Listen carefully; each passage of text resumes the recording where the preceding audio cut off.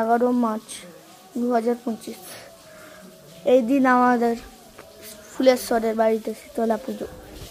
এই যে ফুলেশ্বরের ঘর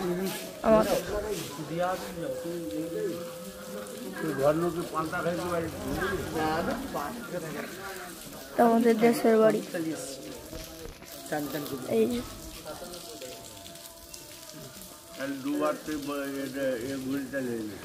অনেক ফুল আছে।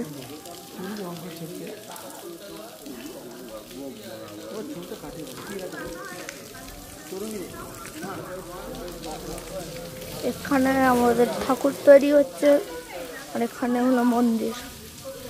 এই মন্দিরটাকে আমরা শীতলা মন্দির বলে জানা হয়। মানে কালকে ঢুকলে না সেটা এমনি একটা চাবি আছে, কাজের মেয়েদেরকে যে চাবিটা দেওয়া হয় সেই চাবিটার মধ্যে সবকিছু আছে, ওই জন্য দেওয়া হয়।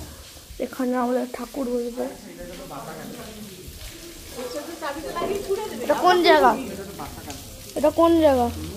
এটা ফুলেশ্বর দুর্মঠ। এটা হচ্ছে আমাদের দেশের বাড়ি। দেশের বাড়ি দেখাও, এখন সব কাজ চলছে। মায়ের প্রতিমা হচ্ছে, রেডি হচ্ছে।